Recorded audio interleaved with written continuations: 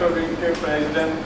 जनाब डॉक्टर अंजुम साहब और लंदन के सीनियर वाइस प्रेसिडेंट मियां मसरूर अहमद साहब और रहमान वर्दक साहब, फजल रहमान वर्दक साहब, ज़ीशान साहब, नासिर जमील साहब, नासिर मलिक साहब, नदीम गुल और तमाम साथियों, अस्सलाम वालेकुम। बात तो ये कुछ सियासी जैसा नहीं, एक इंट्रोडक्शन है, तो इसीलिए मेरे साथियों ने तकरीरें की हैं सियासी पाकिस्तान के जो हालात हैं वो सब आपको बताए हैं। हम इधर इकट्ठे हुए हैं आज, आप लोग पार्टी में नए लोग आए हैं शमूलियत के लिए, हम आपको वेलकम करने के लिए आज इकट्ठे हुए हैं ताकि आपके साथ एक तारुफ हो जाए और आपका भी हमें पता चले कि आपका क्या एजेंडा है और हम भी आपको बताएं कि हमारा क्या एजेंडा है। ओवरसीज़ में बैठ के हम पाकिस्तानी हैं, हमारा दिल पाकिस्तान के साथ धड़कता है, हमें हमारी ये कौमी ड्यूटी है, ये हम पे ये फ़र्ज़ है कि हम जहाँ भी रहें अपने वतन अज़ीज़ के लिए, उसकी तामीर व तरक्की के लिए, उसको फलता फूलता देखने के लिए अपना किरदार अदा करें। तो मैं आपसे सिर्फ यही कहना चाहता हूँ कि आपका एजेंडा सिर्फ़ और सिर्फ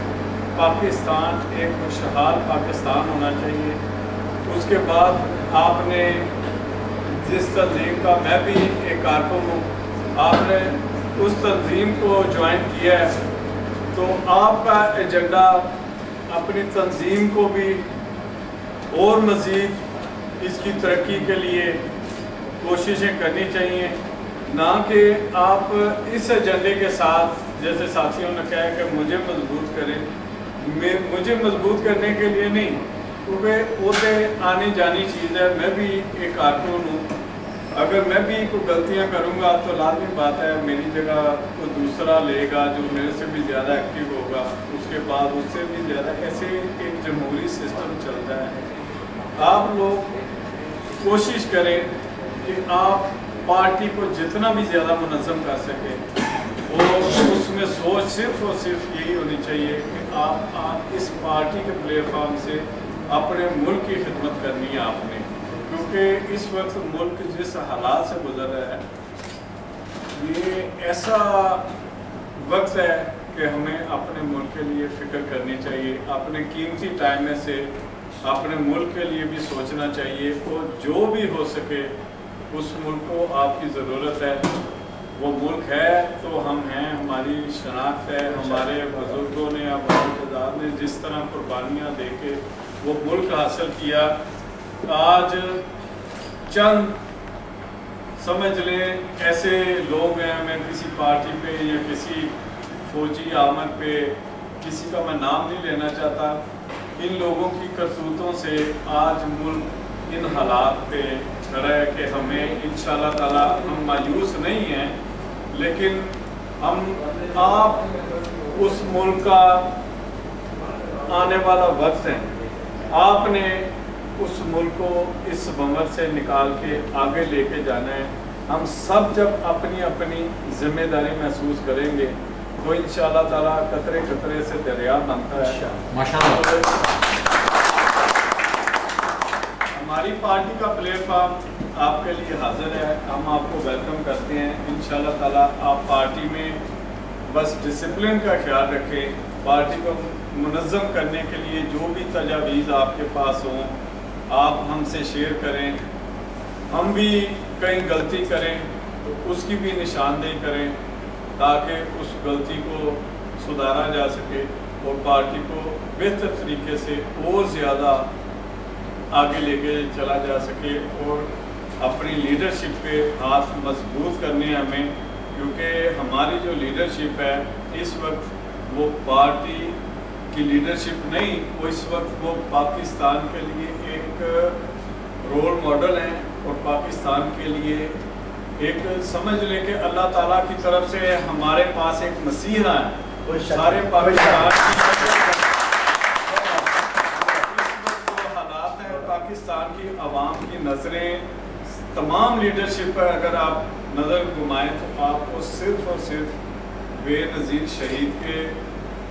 مرنے کے بعد آپ کو، کیونکہ وہ بھی اپنی پارٹی کی ایک پاپولر لیڈر تھی، ملک کی ایک بڑی لیڈر تھی، اس کے بعد صرف اور صرف میاں محمد نواز شریف صاحب ہی ہیں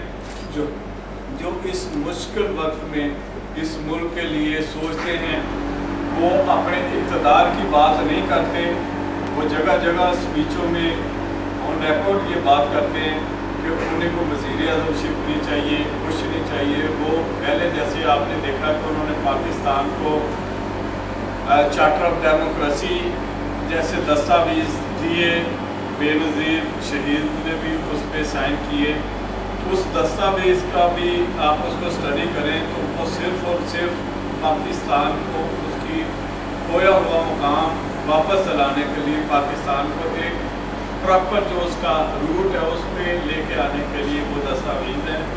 اور اس کے بعد افسوس کی بات ہے کہ بے نظیر محکمہ کے بعد اس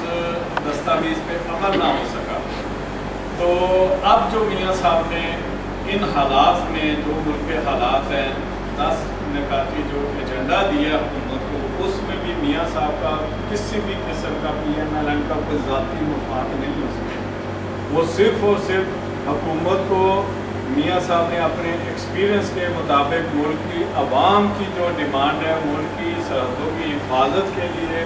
ملک کی غیرت کا جو معاملہ ہے، اس میں سب کچھ انہوں نے سامنے رکھتے ہوئے 10 نکاتی ایجنڈا دیے حکومت کو۔ کبھی کوئی اپوزیشن حکومت کا، گرتی ہوئی حکومت کا اس طرح ساتھ نہیں دیتی، اپنے پہ الزام بھی لگوائے کہ یہ فیملی اپوزیشن ہے۔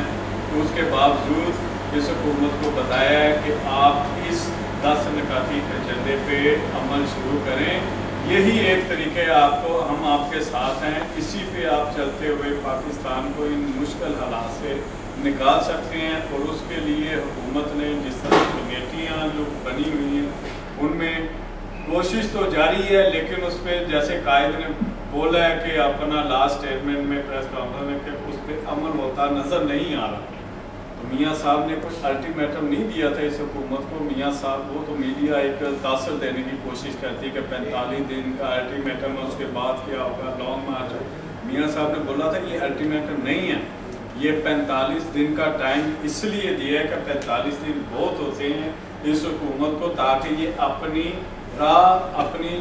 سمت کو، اپنے قبلہ کو درست کریں۔ اور اس پہ عمل یہ نہیں کہ 45 دن میں ہو جانا ہے، اس پہ عمل ہوتا ہوا عوام کو، ہم سب کو نظر آنا چاہیے کہ ان 10 نکاتی ایجنڈے کے اوپر کام شروع ہو گیا ہے۔ یہ کام ہوتے ہوتے تو یہ تو ٹائم لگیں گے، لیکن ابھی وہ حالات نظر آ نہیں رہے۔ لیکن میاں صاحب کی سٹل ابھی کوشش ہے